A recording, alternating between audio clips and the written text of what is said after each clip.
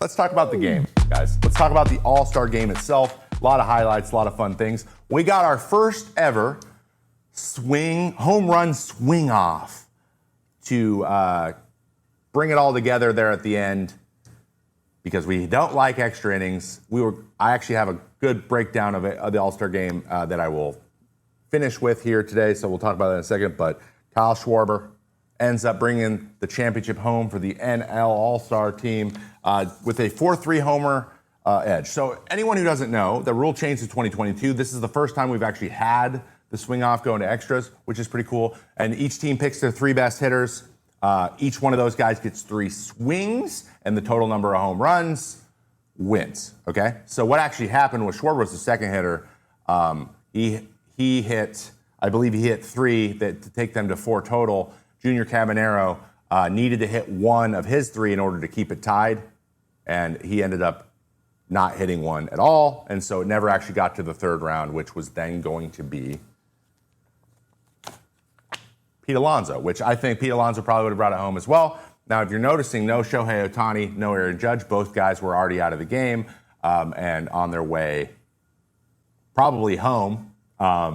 We had no Vlad Guerrero Jr., no Big Dumper. Like, there's a bunch of guys who probably could have been good on both sides that just weren't chosen because it's still the All-Star game and it's still not necessary that we exhaust everybody in order to get the game done, right? So, again, that's a whole nother thing we got to talk about in a minute.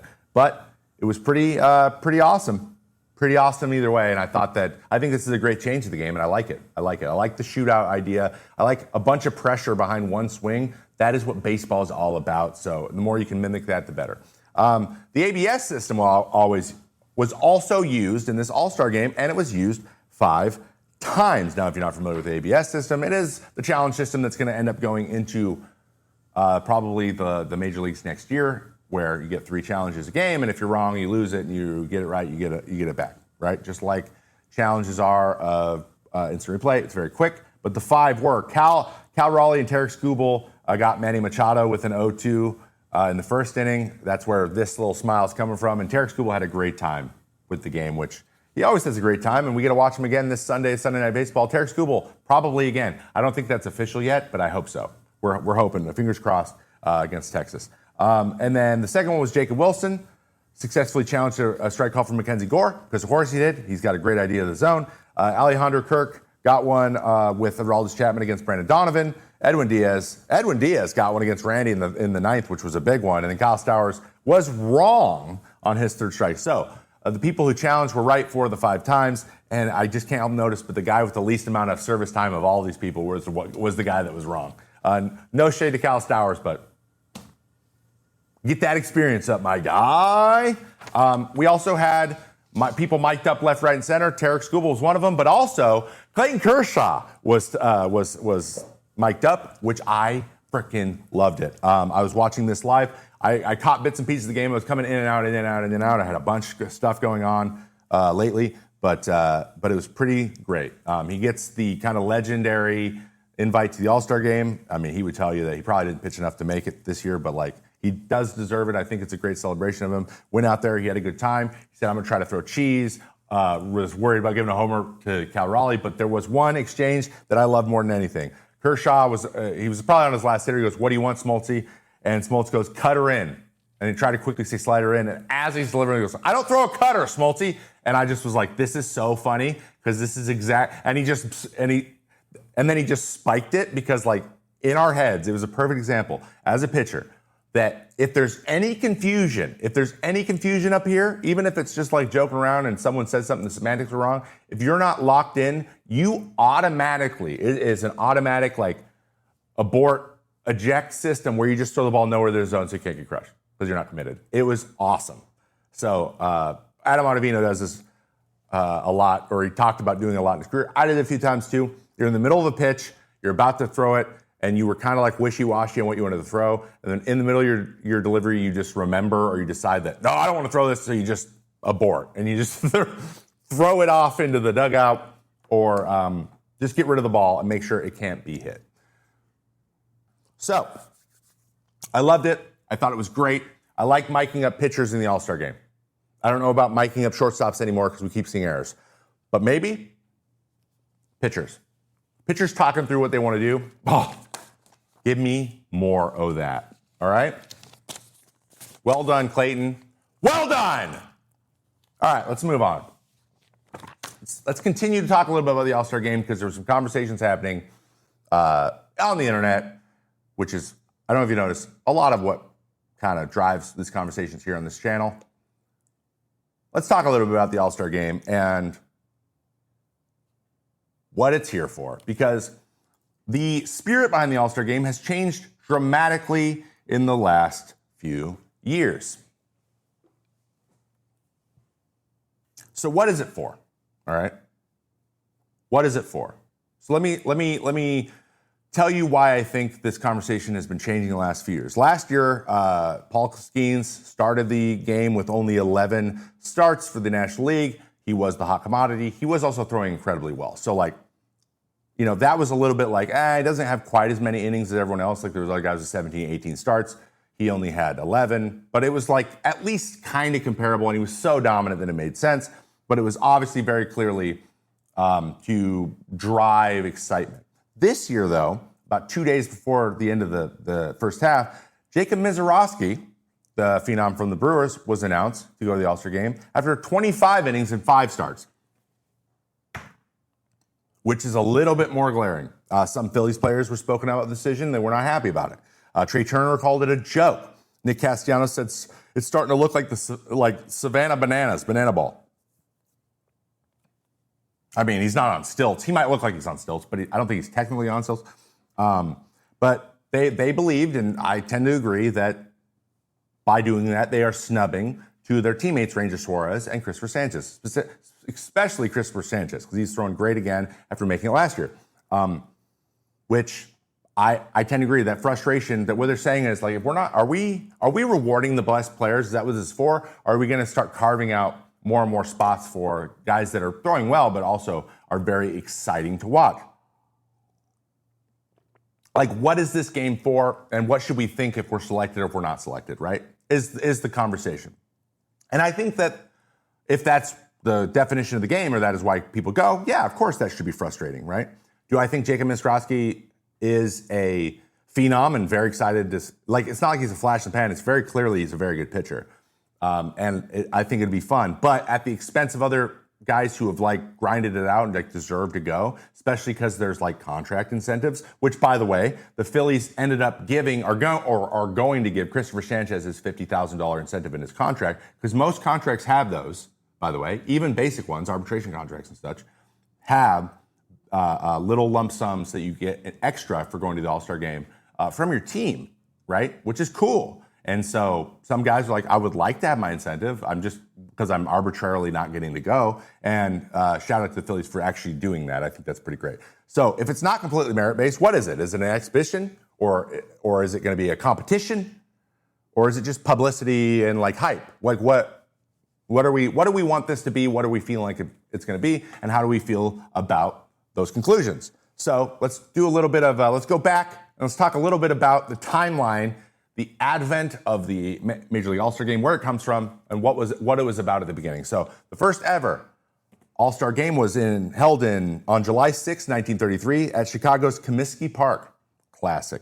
Lot of really, really, really famous players there. It was conceived as a one-time exhibition, so there was no plans to keep this going, to boost baseball's popularity during the Great Depression, right? So hey, I know everyone's sad. We're going to watch some baseball. And it worked. It was wildly successful, and they kept it going after that.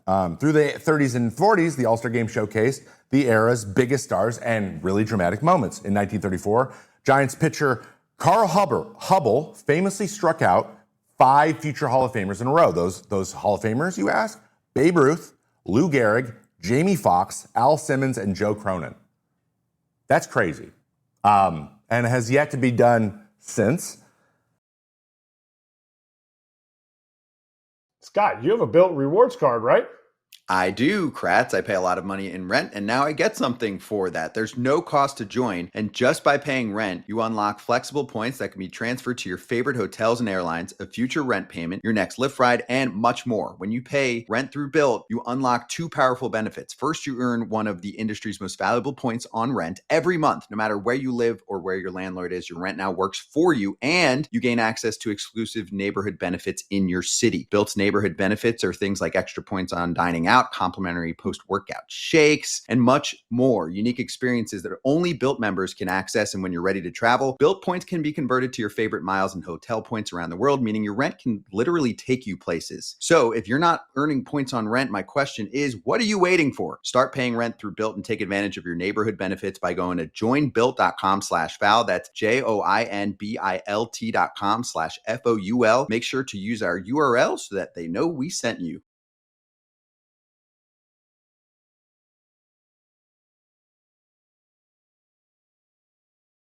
I can't imagine just starting with Babe Ruth to Lou Gehrig to Jamie Foxx. Like at that point, you're having an out-of-body experience as a pitcher. I don't care who you are.